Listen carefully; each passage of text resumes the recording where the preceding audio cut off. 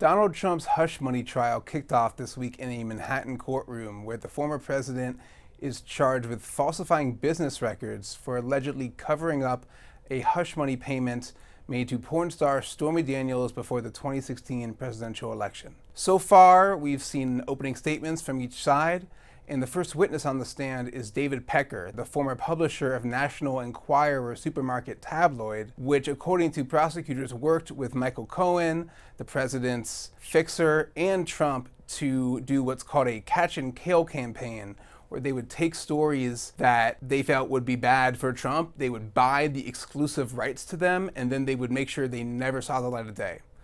That's what happened with Stormy Daniels, the porn star who Donald Trump was accused of having an affair with, and also with a woman named Karen McDougal, a Playboy Playmate, who says she had a 1 year long affair with Trump while he was married to his wife Melania. There's also a third payment made to a doorman at Trump Tower who claimed that he had evidence that Donald Trump had had an illegitimate love child with a maid. That turned out to not be true, but David Pecker still authorized a $30,000 payment to be made to this doorman, according to trial testimony, so that the story would be quote unquote locked up and the guy couldn't shop his story around elsewhere. Trump's lawyer's defense has been a few different things, and it's important to remember that the burden of proof here is on the prosecution, meaning the prosecution has to prove its case beyond a reasonable doubt to get a conviction. So Trump's lawyers were poking little holes here and there at the case.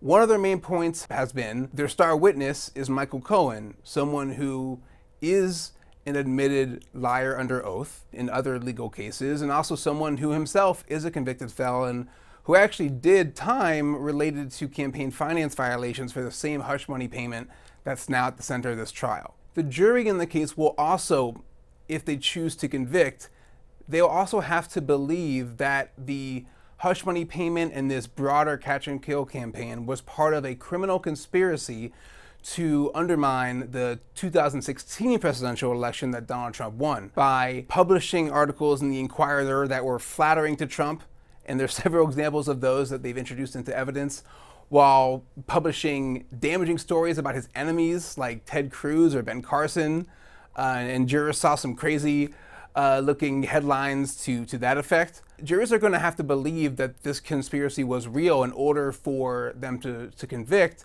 Donald Trump's lawyers, on the other hand, have said, hey, this is not a criminal conspiracy. This is just the ugly world of politics. Trump's lawyer, Todd Blanche, had what I think was the central quote during his opening statement, where he said, "There's nothing wrong with influencing an election. It's called democracy."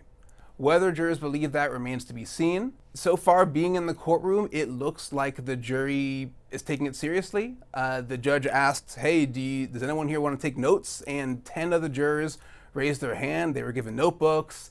They seem to be paying close attention. They're jotting down notes. But it's hard to know which way the jury might be leaning. The case is very new, very early.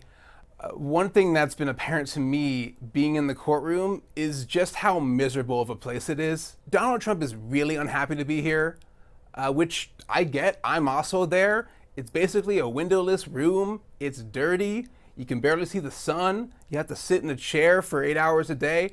It's not fun, but at the same time, I've never heard of anyone being on trial for a crime happy about being in criminal court for their trial. So it's just an unhappy place for really any criminal defendant to be in. We've just never had a criminal defendant like President Trump.